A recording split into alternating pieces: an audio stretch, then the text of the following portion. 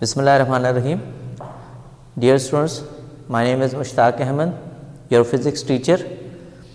हम लोग चैप्टर 15 पढ़ रहे थे अल्टरनेटिंग करंट सर्किट्स को, और हमने लास्ट टाइम जो डिस्कशन किया था वो आरएल सीरीज सर्किट को किया था। और आरएल सीरीज सर्किट के अंदर बेसिकली हमने ये सीखा था कि किस तरह से अगर हम एक से ज़्यादा अपोजिंग डिवाइस बेसिकली इस डिवाइस को कहते हैं जो हमारे करंट के और वोल्टेज के रास्ते में रुकावट डाले, हम उसको अपोजिंग डिवाइस बोल रहे हैं। रजिस्टर को अलग देखा, कैपेसिटर को अलग देखा, इंडक्टर को। जो लास्ट आर्टिकल डिस्कस किया वो रजिस्टर और इंडक्टर का था, उसमें वोल्टेज और करंट के लिहाज से देखा था। आज हम नेक्स्ट जो आर्टिकल अभी पढ़ेंगे बच्चों, उस आर्टिकल का नाम है आरसी सीरीज सर्किट।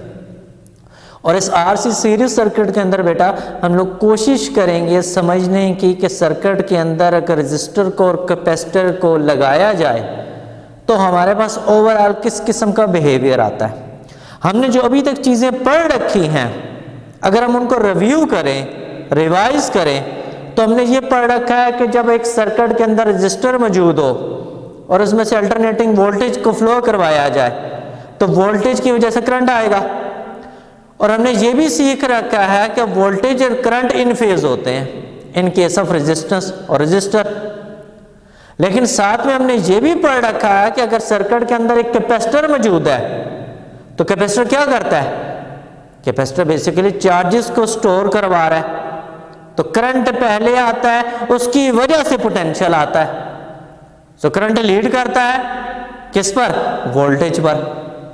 तो हमें अगर इसको एक जनरल चीज़ों में दोबारा समराइज करें, इकट्ठा करें आर और सी को, तो आर और सी के केस में क्या है कि आपके पास वोल्टेज और करंट इन फेज है, वोल्टेज और करंट इन फेज है। लेकिन जब हम कैपेसिटर की बात करते हैं तो कैपेसिटर में क्या है? करंट और वोल्टेज एक दूसरे पर 90 पर डिग्री π/2 पर फेज है। आपका करंट लीड करता है किस पर? वोल्टेज पर। हमने ये सारी चीजें तफसील से पढ़ेगी। इसका मतलब है अगर आज हम इस प्रेजेंट सर्किट को सीखना चाह रहे हैं तो अगर मैं इस सर्किट को सीखूं, समझूं, तो मुझे ये चीज समझ आती है अगर आर और सी कंबाइन इफेक्ट में आ रहे हैं, कॉम्बिनेशन में आ रहे हैं, तो इसका मतलब है ओवरऑल सर्किट में करंट लीड करेगा, अल्टरनेटिंग करंट लीड करेगा अल्टरनेटिंग वोल्टेज पर। लेकिन कितना? क्या π/2? नहीं, हमने रेजिस्टर इंडक्टर के केस में देखा कि वो 0 से तो ग्रेटर होगा, 90 से लेस होगा, जिसको हमने फेज इफेक्ट के फेज डिफरेंस में, फेज एंगल में देखा, और पावर फैक्टर जिसको तफसील से हम लोगों ने अभी पढ़ना भी है, ठीक है। तो उसके अंदर हमने देखा कि बेसिकली चूंकि अब एक की बजाय 2 इलेक्ट्रॉनिक डिवाइसेस लगी हुई हैं और दोनों की दोनों सर्किट में ऑपोजिशन ऑफर करती हैं, तो इसकी वजह से एग्जैक्ट π/2 नहीं होगा, π/2 से लेस होगा, लेकिन 0 से ग्रेटर होगा। लेकिन वहां पे वोल्टेज की लीडिंग थी in case of RL series circuit, यहां पे करंट की लीडिंग है इन आरसी सीरीज सर्किट। सो इसका मतलब ये हुआ कि जब हम अब इस चीज को पढ़ेंगे, इस चीज को समझेंगे आरसी सीरीज सर्किट के लिए, तो उस चीज को अब समझते हैं, देखते हैं, और इसी तरह से इन चीजों को इकट्ठा करते जाएंगे। दोबारा वहीं से स्टार्ट करते हैं इसके कॉमन बिहेवियर को और देख लेते हैं क्या है। इन केस ऑफ कैपेसिटर, कि जब मैं कैपेसिटर के केस की बात करता हूं तो कैपेसिटर के केस में हमने क्या सीख रखा है? कि कैपेसिटर के केस में हमने ये सीख रखा है कि करंट आई लीड करता है वोल्टेज पर कितना? π/2, ठीक है, कि करंट लीड करता है वोल्टेज पर कितना? π/2। तफसील हमने पढ़ी हुई है कि आपके बेसिकली इलेक्ट्रॉन पहले फ्लो होते हैं, बाद में पोटेंशियल अपीयर होता है, तो करंट लीड करता है। और हमने बकायदा उसकी इक्वेशन भी पढ़ रखी है कि हमारे पास वोल्टेज की जो इक्वेशन आती थी वो आती थी Vm sin ωt, लेकिन जो करंट की इक्वेशन हमारे पास आती थी वो आती थी I = Im sin ωt + π/2। कि करंट लीड करता था वोल्टेज पर π/2 से। अब अगर इसी चीज को हम लोग बच्चों समझें किसके लिए, रेजिस्टर के लिए, तो रेजिस्टर क्या है,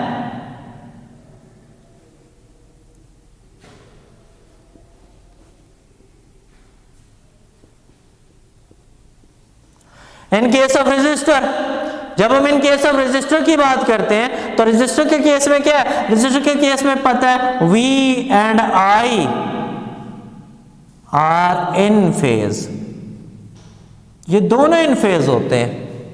क्यों? क्योंकि हमें पता है कि V की इक्वेशन आती है Vm sin ओमेगा t और I की इक्वेशन आती है Im sin ओमेगा t, दोनों इन फेज हैं। सिर्फ फर्क इसमें होता है कि I का जो पीक वैल्यू है as compared to voltage peak value थोड़ा सा कम होता है, जो कि ऑपोजिशन है, हीट इफेक्ट है, वो ऑब्वियस बात है। इसका मतलब है यहाँ पर तो इन फेज का बिहेवियर है, पर यहाँ पे लीड और लैग का बिहेवियर है। तो इसका मतलब है अब अगर मैं इन दोनों के कंबाइन इफेक्ट की बात करता हूं, अगर मैं इन दोनों के कंबाइन इफेक्ट की बात करता हूं, ठीक है, तो वो अब उसके लिए फिर हमें क्या करना पड़ेगा, इम्पीडेंस डायग्राम को देखना पड़ेगा, ठीक है, तो ओवरऑल सर्किट को देखना पड़ेगा। जब हम ओवरऑल सर्किट की बात करते हैं तो जरा गौर से देखिएगा, हमारे पास क्या है, इस केस में क्या लीड कर रहा है, करंट, क्या लीड कर रहा है, करंट, किस पर, वोल्टेज पर। लेकिन जरा गौर से देखो, हमने लास्ट जो RL डिस्कस किया था उसमें क्या था, वोल्टेज अक्रॉस इंडक्टर इधर था और रेजिस्टर के अक्रॉस इधर था। इसका मतलब अगर इसी डायग्राम को मैं अपने बच्चों के लिए समझाऊं तो आपके पास VR किधर था बच्चों, यहां पर VL किधर था बच्चों, इधर था। अब अगर मैं ये बात करता हूं प्रेजेंट केस में कि कैपेसिटर के केस में क्या हो रहा है, कि कैपेसिटर के केस में करंट लीड कर रहा है किस पर, वोल्टेज पर। तो अगर करंट लीड कर रहा है तो यहां पर तो फिर अगर वोल्टेज किसका मौजूद है, इंडक्टर का, तो यहां पे करंट तो नहीं हो सकता। तो इसका मतलब है अब अगर मुझे यहां पर लीड और लैग के कंसेप्ट को डिस्कस करना है तो फिर मुझे ये समझ आ रहा है कि जब मैं कैपेसिटर के केस की बात करूंगा तो कैपेसिटर के केस में अब क्या करूंगा, कैपेसिटर के केस में अब मैं यहाँ पे क्या करूंगा, इसी चीज से कैपेसिटर के लिए जब मैं बच्चों ड्रा करता हूं तो जरा गौर से देखिएगा, ये आपके पास वोल्टेज अक्रॉस रेजिस्टर है लेकिन करंट लीड कर रहा है। अब इसको इंडक्टर के लिहाज से ऑपोजिट दिखाऊंगा तो यहां पे करंट लीड करेगा, ठीक है, ऑपोजिट डायरेक्शन में। सो आपके पास क्या हो जाएगा, इसका मतलब है करंट लीड कर रहा है और उसका मतलब है यहां पे क्या है, वोल्टेज अक्रॉस कैपेसिटर। अगर इसको मैं यहां पर रिप्रेजेंट कर दूं तो VC, और अगर मुझे बच्चों V का वैल्यू चाहिए तो वही चीज उसी तरह से आपके पास क्या आ रही है, V, और ये आपके पास एंगल है, ठीक हो गया, जिसको हम लोग फाइ से रिप्रेजेंट करते हैं। सो वोल्टेज अक्रॉस कैपेसिटर इस साइड पे है, वोल्टेज अक्रॉस इंडक्टर इस साइड पे है। क्यों? क्योंकि मुझे ये पता है कैपेसिटर के केस में क्या लीड करता है, करंट, कैपेसिटर के केस में क्या लीड करता है, करंट, पर इंडक्टर के केस में क्या है, वोल्टेज। तो इसका मतलब है अगर इधर मैं इसकी डायग्राम बनाता हूं तो मुझे यहाँ पे ये चीज समझ आ रही है कि आपके पास ये चीज है, करंट यहां पर मौजूद है, वोल्टेज यहां पर मौजूद है। इसकी ये डायग्राम है, कितना है, π/2, 90 डिग्री। अब इस चीज को समझना चाह रहे हैं कि ओवरऑल सर्किट के अंदर जो नेट VRMS आ रहा है रेजिस्टर और कैपेसिटर के लिए, उसी तरह से प्रीवियस केस में पाइथागोरस थ्योरम आपके पास राइट एंगल ट्राइंगल है, उसको सॉल्व कर लेते हैं। जब बच्चों हम उसको सॉल्व करते हैं तो जरा गौर से देखिएगा, अब इसको सॉल्व करते हैं उसी तरह से V का वैल्यू निकालना है तो V आपके पास क्या आ रहा है, V square mean hypotenuse square equal है किसके, base square plus perpendicular square, ठीक है, कि बेस आपके पास क्या है, थीटा, ये एक थीटा और एक फाइ, ठीक है। सो हमारे पास क्या आ रहा है, V स्क्वायर आपके पास क्या आ रहा है, यहां से बच्चों वोल्टेज अक्रॉस रजिस्टर का square plus voltage across capacitor का स्क्वायर। मुझे तो V का वैल्यू चाहिए, सो मैं क्या करता हूं, दोनों साइड पे स्क्वायर रूट ले लेता हूं। सो दोनों साइड पे जैसे स्क्वायर रूट लेता हूं तो V यहां पर आ जाता है इफेक्टिव वैल्यू VRMS, ये आपके पास आ रहा है VR का square plus voltage across capacitor का square with the square root. Values put कर देते हैं, Ohm's law V equal to IR, so I into R का स्क्वायर पर कैपेसिटर I, और कैपेसिटर की रिएक्टेंस किसको है, रिएक्टेंस X, लेकिन किसकी है, कैपेसिटर की XC, स्क्वायर है, स्क्वायर आ गया विद द स्क्वायर रूट। सो आगे चलते हैं, स्क्वायर से बाहर लेके आते हैं, I square R square plus I square XC का square with the square root. चूंकि आई स्क्वायर दोनों में कॉमन है मेरे बच्चों, तो हम कॉमन ले लेते हैं इसको। अंदर आपके पास आ गया आर स्क्वायर प्लस एक्स सी का स्क्वायर विद स्क्वायर रूट, और इस साइड पे आपके पास VRMS उसी तरह से आ रही। सो आई स्क्वायर को मेरे बच्चों कॉमन लिया, तो जैसे मैंने आई स्क्वायर को कॉमन लिया स्क्वायर रूट से बाहर आया, ये आपके पास आई आ गया। और करंट है, कौन सा करंट है, जो सर्किट में फ्लो कर रहा है, और सर्किट में हमने कौन सा पढ़ा हुआ है, effective current which is root mean square value, so IRMS value. और अंदर क्या आ रहा है, अंदर आपके पास स्क्वायर रूट के अंदर आ रहा है आर स्क्वायर प्लस XC का स्क्वायर विद VRMS। उसी से नेक्स्ट स्टेप पर चलते हैं बेटा, ठीक है। अब इससे नेक्स्ट स्टेप पर आ जाते हैं, और नेक्स्ट स्टेप पर जैसे ही आते हैं हम लोग, तो हम यहां से अब इधर उसी तरह से इंपेडेंस को डिफाइन करेंगे, उसी तरह से इंपेडेंस को डिफाइन करेंगे। इंपेडेंस को कैसे, अगेन इंपेडेंस इन RC सर्किट, कि जब मैं RC सर्किट की इंपेडेंस की बात करता हूं, RC सर्किट की इंपेडेंस, इंपेडेंस क्या थी, ऑपोजिशन थी। सो यहां पे लिखते हैं the opposition offered due to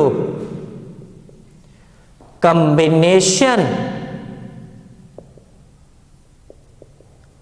of resistor and capacitor। क्या आपके पास वो पोजीशन जो रेजिस्टर और कैपेसिटर की वजह से है इन अ सर्किट या इन एन अल्टरनेटिंग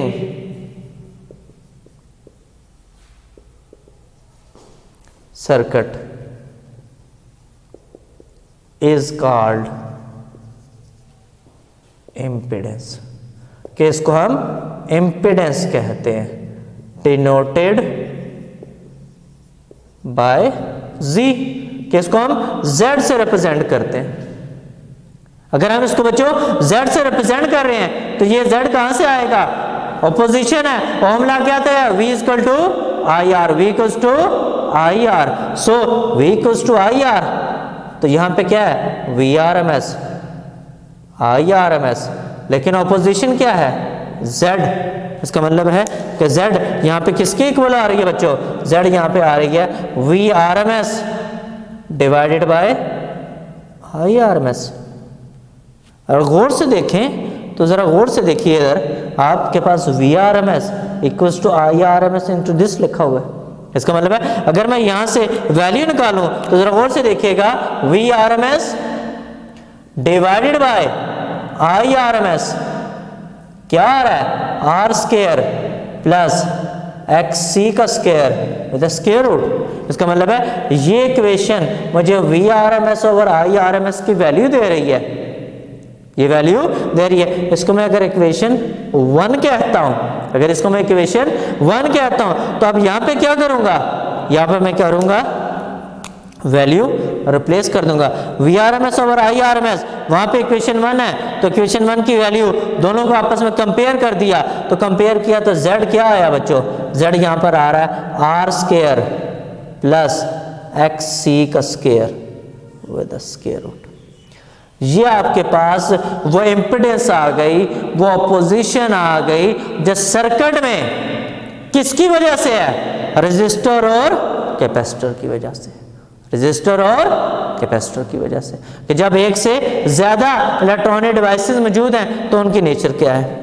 अब हमें ये पता है कि एक्स सी किसके इक्वल होता है, 1/ओमेगा सी के। सो इसका मतलब है इस चीज को अगर हम इस तरह से लिखें तो बच्चों जरा और से देखो, एक्स सी तो हमें पता है किसके इक्वल है, 1/ओमेगा सी के, 1/ओमेगा सी के, और ओमेगा किसके इक्वल है, 2 पाई एफ के। तो इसका मतलब है इस इक्वेशन को हम कुछ ऐसे भी लिख सकते हैं, z equals to R square plus 1/ओमेगा सी होल का स्केयर विद स्केयर रूट, और ओमेगा सी की जगह वैल्यू आ गई तो आपके पास बच्चों यहां से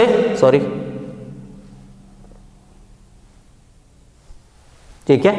तो यहां पे देखें जरा गौर से, R square plus 1/2 pi F into C whole का स्केयर, ये वो बेसिकली आपके पास सर्किट में ऑफर होने वाली ऑपोजिशन है जो कि आरसी सीरीज सर्किट में। और जरा गौर से देखें, 2 constant, pi constant, C capacitance of the capacitor totally dependent upon the frequency.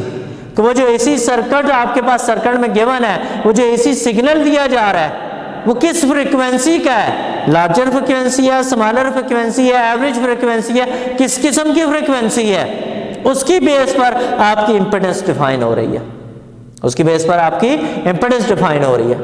ये आ गया, ठीक है। अब वो कह रहा है कि जब आपने इसी चीज को इसकी बेस पर डिफाइन कर दिया, इसी चीज को इसकी बेस पर डिफाइन कर दिया, तो अब हम आ जाते हैं किस पर, इंपेडेंस डायग्राम पर। क्यों? क्योंकि हम बेसिकली मालूम करना चाह रहे हैं किसको, फेज एंगल को। बेसिकली हम मालूम करना चाह रहे हैं फेज एंगल को। तो देखते हैं जी फेज एंगल क्या है।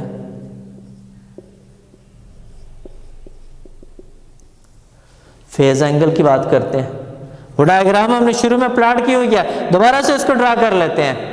हमने डायग्राम में देखा था क्या था कि आपके पास इधर क्या था, वोल्टेज अक्रॉस रेजिस्टर था, इधर क्या था, वोल्टेज अक्रॉस कैपेसिटर था, जो कि डाउनवर्ड था। इसका मतलब ये माइनस में है, जो कि डाउनवर्ड है ना, इस वजह से। और यहां पे क्या था, वी अफेक्टिव था। सो आपके पास यहां पे क्या बनना था, फाई। एंगल्स को आप आपस में शफल कर सकते हैं। वहां पे हमने थीटा और फाई का नाम दिया था, यहाँ पे मैंने फाई लिख लिया। थीटा लिखना चाहें तो थीटा भी लिख सकते हैं, किसी किस्म का कोई मसला नहीं है, ठीक है। मैं थीटा लिख देता हूं। फेज एंगल मालूम करते हैं, फेज एंगल मालूम करते हैं। फेज एंगल क्या है, अब हमें पता है फेज एंगल निकालना है, तो फेज एंगल क्या है, परपेंडिकुलर और बेस। सो जरा गौर से देखिएगा, टेन ऑफ थीटा आ जाता है, परपेंडिकुलर और बेस। परपेंडिकुलर क्या है बच्चों, माइनस वी सी, और बेस क्या है, V R, V I into X C over I into R. I से कैंसिल हो गया, यहां से टेन ऑफ थीटा क्या आ रहा है आपके पास, एक्स सी ओवर आर। बल्कि एक्स सी का भी वैल्यू हम ऑलरेडी निकाल चुके हैं। एक्स सी क्या आता था, 1/ओमेगा सी डिवाइडेड बाय आर। सो इसका मतलब है टेन ऑफ थीटा मेरे बच्चों क्या आ रहा है, 1/ओमेगा सी इंटू आर। ये माइनस एज इट इज उसी तरह से चल रहा है साथ में, ठीक है। तो अगर आप इसको माइनस को इन्वॉल्व करना चाहो तो ये माइनस साथ में मौजूद है, जो कि उसके नेगेटिव एक्सिस को बता रहा है। ये हमारे पास क्या आ गया, फेज एंगल, ठीक है। सो थीटा निकालना चाहे तो tan inverse of this omega को निकाल सकते हैं, तो ये आपके पास यहाँ से फेज एंगल आ जाता है। अब उसी तरह से जब हमने कहा कि फेज एंगल आ गया, तो बच्चों अब लास्ट स्टेप में हम लोग क्या करेंगे, लास्ट स्टेप में हम लोग क्या करेंगे, पावर की बात करेंगे। और चूंकि हमने यहाँ पे कहा था कि एवरेज पावर को डिस्कस करना है, तो बच्चों power in R C circuit, power की बात करो। अब पावर क्या है, P equal to V R M S effective value of voltage, IRMS, effective value of current with power factor, क्योंकि आपके पास एग्जैक्ट नहीं है।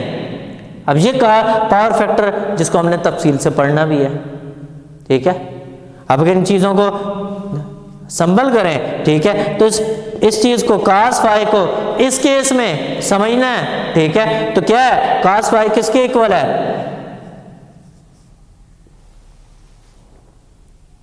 क्या है इम्पीडेंस डायग्राम। सो इम्पीडेंस डायग्राम जरा गौर से देखिएगा। इम्पीडेंस डायग्राम यहां पे आपके पास क्या है R, चूंकि इधर रेजिस्टर है, इधर क्या है XC चूंकि कैपेसिटर है, ठीक है। और इधर बच्चों आपके पास क्या है Z। सो इम्पीडेंस डायग्राम को समझना है। सो इम्पीडेंस डायग्राम बेटा आपके पास ये एंगल फाई आर है, इम्पीडेंस डायग्राम भी कह सकते हैं, इसको इम्पीडेंस ट्राइंगल भी बोला जाता है, ठीक है। सो cos फाई का बच्चों वैल्यू निकालना है, तो cos फाई क्या है base over hypotenuse, base over hypotenuse क्या है R ओवर Z, ठीक है। इसका मतलब है कि अगर आप इसको लिखते हो VR ओवर V, तो V आपके पास क्या है I इंटू R, V क्या है I इंटू Z, कैंसल, तो आपके पास cos फाई क्या आ रहा है R ओवर Z। और जरा गौर से देखो इस इम्पीडेंस डायग्राम को, गौर से देखो क्या बेस ये है, क्या हाइपोटेन्यूज ये है, डायरेक्ट भी आप इस चीज को निकाल सकते हो। सो आपके पास ये आपका पावर फैक्टर बताएगा कि आपके पास सर्किट में किस किस्म का डिस्कशन आएगा। सो पावर फैक्टर आपके पास ये है, इस चीज को तफसील से पढ़ना हम लोगों ने। ये आपका था RC सीरीज सर्किट, और RC सीरीज सर्किट के अंदर हम लोगों ने ओवरऑल देखा कि करंट लीड करता है किस पर, वोल्टेज पर। क्यों, क्योंकि कैपेसिटर है, कैपेसिटर के केस में करंट पहले फ्लो कर रहा है, उसके बाद पोटेंशियल अपीयर हो रहा है, और हमने इक्वेशन भी लिख दी दोनों की कि करंट लीड करता है, ठीक है। सो इस वजह से और ओवरऑल फिर जब ओवरऑल सर्किट को देखा तो इम्पीडेंस हमारे पे क्या में आई Z equals to R square plus 1 over omega square into C square, ठीक है। सो और आखिर में हम लोगों ने फेज एंगल को भी डिस्कस किया और पावर फैक्टर को भी डिस्कस किया, ठीक है। अब इस पावर फैक्टर को with respect to different instrument तफसील से पढ़ेंगे अपने नेक्स्ट लेक्चर के अंदर। तब तक के लिए बच्चों अल्लाह हाफिज।